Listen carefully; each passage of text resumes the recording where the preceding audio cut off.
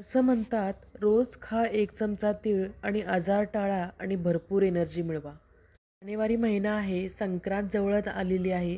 तर आपण नेहमीच संक्रांतीला तिळाची वडी किंवा तिळाचे लाडू बनवतो. परंतु आज आपण काहीतरी वेगळं म्हणून अगदी पौष्टिक असे घरातल्याच वस्तूंपासून अगदी सॉफ्ट असे तीळ ड्रायफ्रुट्स रोल बनवलेत. ही रेसिपी अगदी परफेक्ट रेसिपी आहे. नक्की ट्राय करून पहा या संक्रांतीला तीळ ड्रायफ्रुट्स रोल. नमस्कार, मी सुषमा. खूप खूप स्वागत करते तुमचं माझ्या किचनमध्ये. इथं आपण या तीळ ड्रायफ्रुट्स रोलसाठी सुरुवातीला आपण 1 कप तीळ घेणार आहोत. हे तीळ मी गावठी तीळ घेतलेले आहेत. बिना पॉलिशचे जे तीळ असतात ते घेतलेले आहेत. कधीही बर्फी बनवताना सगळ्या वस्तू मोजून घ्याव्या, म्हणजे बर्फी आपली परफेक्ट बनते. इथं 1 कप तीळ, गावठी तीळ आपण इथं घेतलेला आहे बिना पॉलिशचा. हे तीळ मला बचत गटाचा जो मेळा भरतो त्याच्यामधून मिळालेले आहे. तुम्हाला कुठं मिळाले दुकानात तर तुम्ही नक्की घेऊ शकता. आता आपण हे तीळ भाजून घेणार आहोत. त्यासाठी जाड तळाची कढई घ्यायची आहे आणि कमी गॅसवरती आपण हे तीळ चटचटेपर्यंत भाजणार आहोत.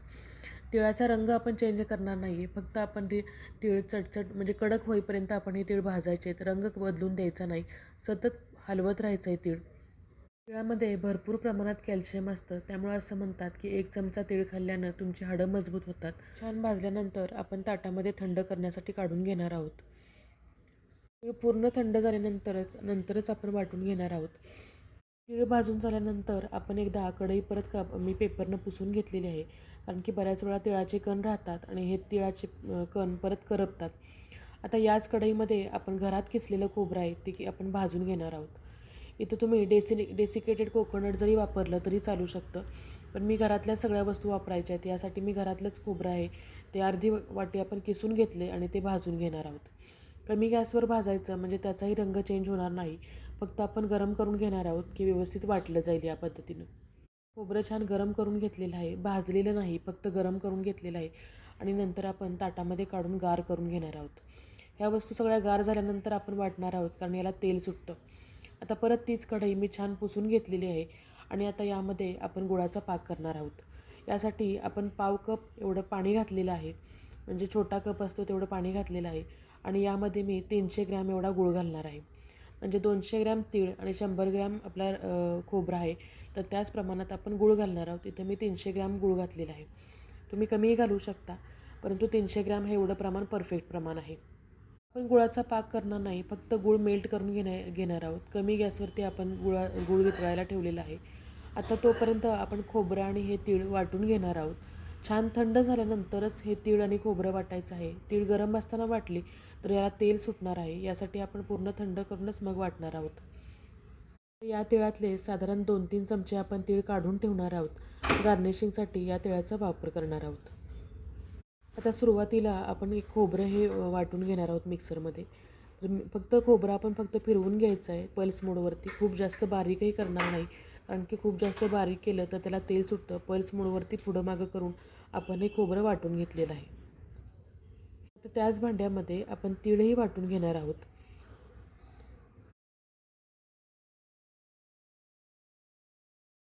या तिळामध्येच आपण 4-5 हिरव्या वेलची असतात त्या सोलून घालणार आहोत. आता हे वेलची घातलेली तीळही पल्स मोडवरती आपण वाटून घेणार आहोत. खूप जास्तही बारीक करायचं नाही, थोडंसं जाडं असं आपण ह्याचा कूट करणार आहोत. आता खोबरं आणि तीळ या सगळ्याचा कूट आपण एकत्र करून मिक्स करून घेणार आहोत. तोपर्यंत बऱ्यापैकी गूळही आपला वितळलेला आहे. याचा आपण पाक करणार नाही आहे कडक. फक्त गुळ मेल्ट करून घेणार आहोत आणि त्याला एक उकळी आली की आपण गॅस बंद करणार आहोत. गूळ वितळेपर्यंत आपण हे मिश्रण तयार करून ठेवायचं आहे. त्यामध्ये तुम्ही ड्रायफ्रुट्सही घालू शकता. आता गुळाच्या पाकाला उकळी आली की मी गॅस बंद केलेला आहे आणि त्यामध्ये आपण हे मिश्रण घातलेलं आहे.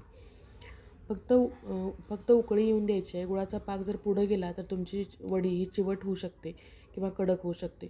आणि यामध्येच मी 1 चमचाभर मिल्क पावडर घातलेली आहे. मिल्क पावडरमुळं खूप छान टेस्ट येते. यामध्ये तुम्ही त्याऐवजी खवासुद्धा वापरू शकता. खूप छान टेस्टी अशा या वड्या बनतात जर तुम्ही मिल्क पावडर यामध्ये घातली तर. परत एकदा गॅस चालू करून नंतर हे मिश्रण छान मी मिक्स करून घेणार आहे. एक 2 ते 3 मिनटंच फक्त आपण गॅस चालू करणार आहोत आणि छान हे मिश्रण मिक्स करून घ्यायचं आहे. खूप जास्त पुढं जाऊन द्यायचं नाही, नाहीतर मग कडक होऊ शकतात वड्या. थोडं 2 ते 3 मिनटंच फक्त परतून घ्यायचं आणि गॅस बंद करून घ्यायचा आहे. तुमच्या बर्फीचा रोल हा तुमच्या गुळाचा रंग कुठला असेल त्या पद्धतीवर तुमच्या बर्फीचा रोल तयार होणार आहे. तुम्ही इथं जर साखर घातली तर तुमच्या पांढरे शुभ्र रोल होऊ शकतात तिळाचे.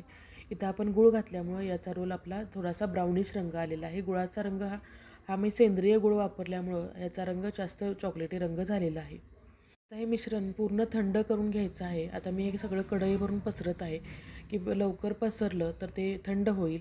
थंड झाल्यानंतरच आपण रोल तयार करू शकतो. जर तुम्ही गरम रोल करायला गेला तर पूर्ण सगळीकडे चिकटून बसेल. यासाठी पूर्ण हे थंड करायचं आहे मिश्रण, लक्षात घ्या. मी सांगितलेली प्रत्येक टीप जर तुम्ही व्यवस्थित अंमलात आणली तर तुमचे रोल अतिशय स्वादिष्ट आणि परफेक्ट बनतील. हे पूर्ण थंड झाल्यानंतरच याचे रोल व्यवस्थित पडू शकतात. आपण एक बटर पेपर घेतलेला आहे आणि त्याला थोडं तूप लावून घ्यायचं आहे, म्हणजे मग चिकटणार नाही याला. तूप सगळीकडे छान पसरवून लावायचं, म्हणजे मग चिकटत नाही.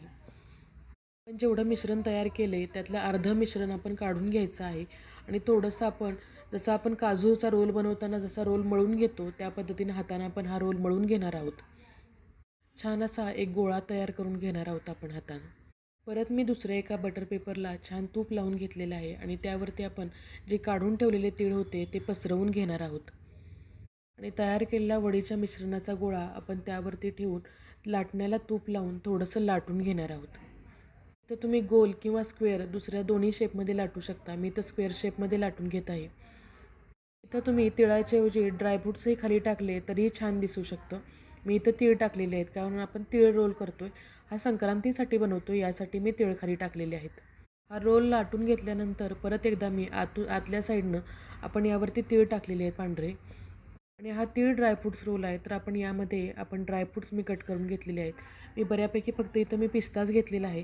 पिस्त्याचा रंगही छान दिसतो आणि लागतोही छान.